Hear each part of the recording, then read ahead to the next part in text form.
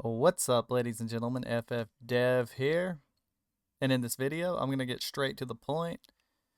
I'm going to show you how you can set up your Xbox controller or PlayStation controller, if that's what you want, in SFML for your game.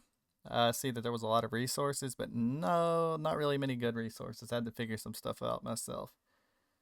So, if you take a look here, I've got a little couple of things going on which may be concerning because the Xbox controller exclusively, like to get the triggers to work properly, I had to use Windows. So I'll go ahead and knock that out. It's not too scary. Just include WinSock too.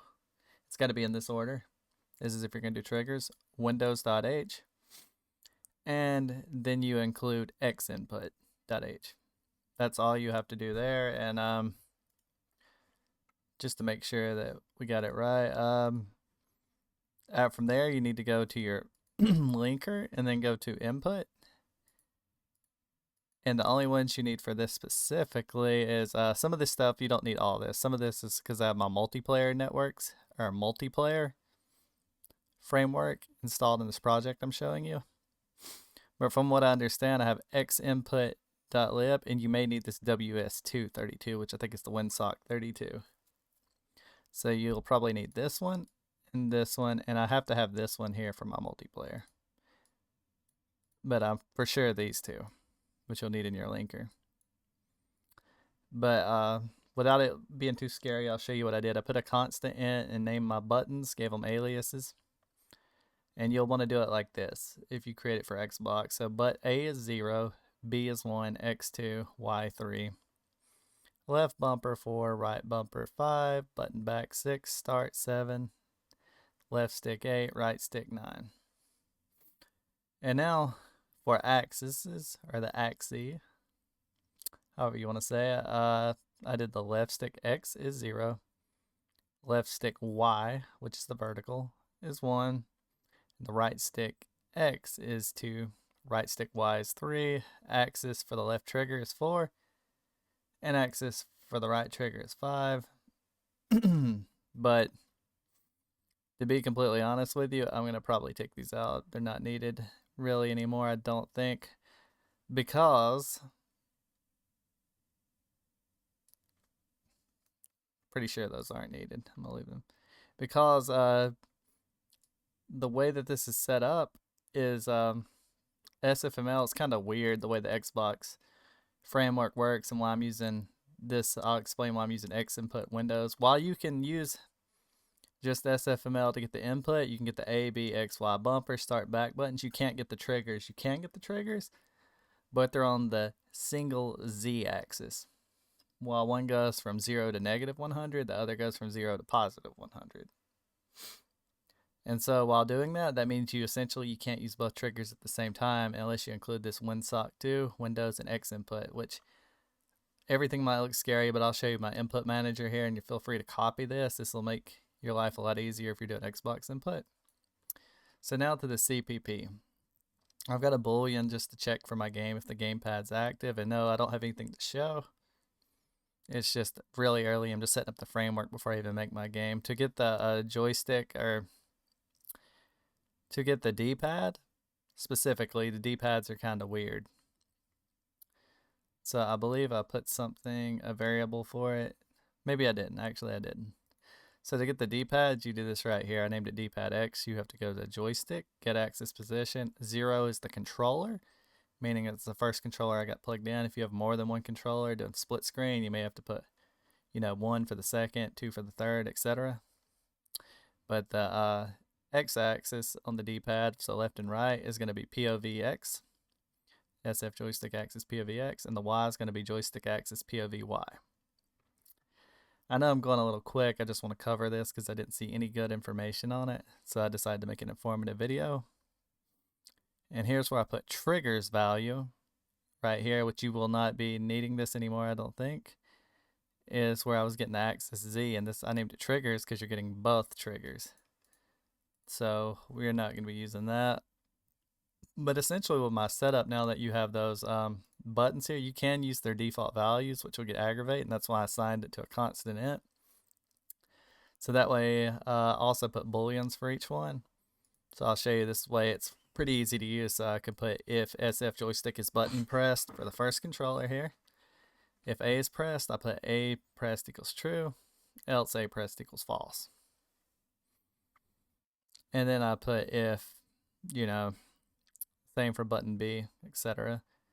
And I did this for all the buttons, just going through and save this as a template for future reference. So now I can easily check if a button's pressed.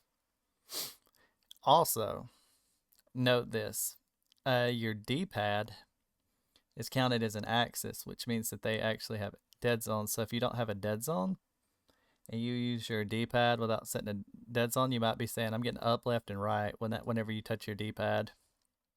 So you have to kind of treat it like a trigger, and just, this works for me. I put the D-pad dead zone as it's spelled as D zone, but whatever. We'll fix that. I put it to 0.10, so 10%. If you do not have it set like that, you'll start getting input from other axes the minute you press the button. I don't know why it counts as an axis and not a button, but that's just how it's set up. So I basically put if D-pad X to check the left for the D-pad, see if the left D-pad is going to be negative. So you put if D-pad X is less than negative D-pad zone, your dead zone, D-pad dead zone, then you can put left pad D-pad pressed equals true, else is false. And the same, you'll want it to be greater on the X for that. And then make it scroll down a little bit. Fix this. And then for Y, you want it for up, it's going to be greater than the D-pad dead zone. And for D-pad Y, it's going to be less than the D-pad dead zone. Negative. We'll get it eventually. There we go. And how I'm checking my triggers. You might wonder, since I'm not using SFML, I just have a function here called update triggers. And it may look a little complicated, but if you copy exactly what I got, I assure you it'll work. You have X input state, which I do not know what type of file that is exactly. It says type def. Just know you got to create one of those and name it state. D word is essentially just an unsigned long. I can see that. So you could change that with an unsigned long if you want, but I just kept it that. Named it result. And the result is going to take X input get state for the controller that you want. 0 is the first controller. I have a note here. And then we got to reference our state here, because that's how we're going to save our state into it. So I assume that this state here saves all your input or for what you're updating. So you could essentially use X input completely, but I liked how my SFML is going. But you can also get vibration control and stuff using this, but I haven't looked deep into it. But essentially did some error checking. I don't know why it's called error success. So then we make sure that you get your controller succeeds. I figured it would just be success, but apparently it says use if result is equal to error success. That just means the operation completed successfully. So after we check to make sure it's right, we have byte, all caps, left trigger equals state.gamepad.b left trigger. Byte right trigger equals state.gamepad.b right trigger. And then I checked, they already have dead zones. Apparently on my controller, it's set to 25, maybe not on yours. I'm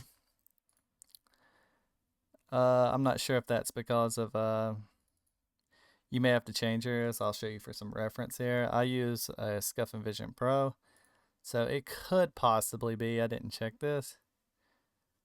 My triggers do have a dead zone of 5, but from what I noticed, I had to press it at least past 25 to get it working, but you can change this number, If for some reason your trigger is being pulled automatically, you can create a dead zone for it, which my software handles mine and stuff, so it is what it is.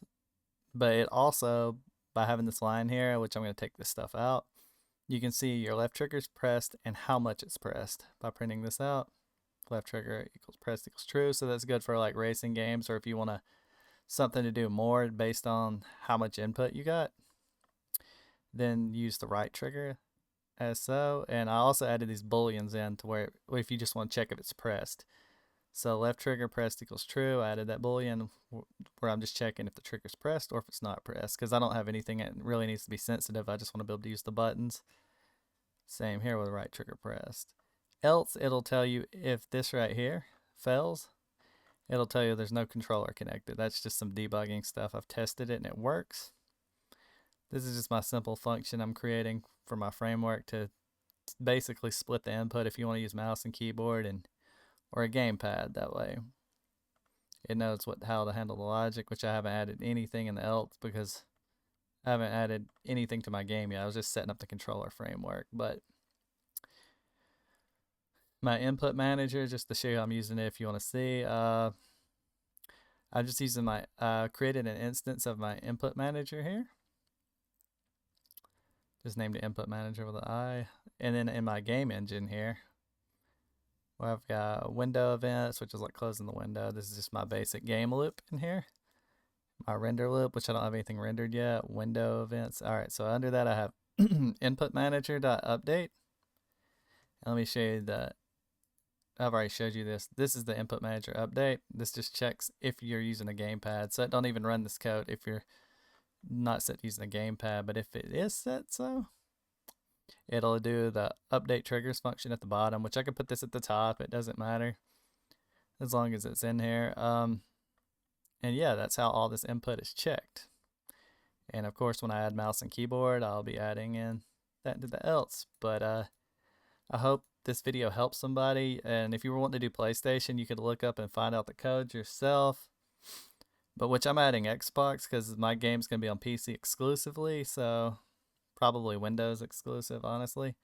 So if anybody wants to play my game, they want to use a controller, I could add PlayStation in the future. I don't plan on it. Maybe I will, but if they want to, they could use D-pad for Windows, DSR or whatever it is for Windows, DSR for Windows, DualShock for Windows. Yeah, they could do that, and then their PlayStation controller would work. But I hope this video helps somebody. If you found this video informative and it helps you out, leave a like, subscribe, comment below, and I'll see you guys in the next video. Take care.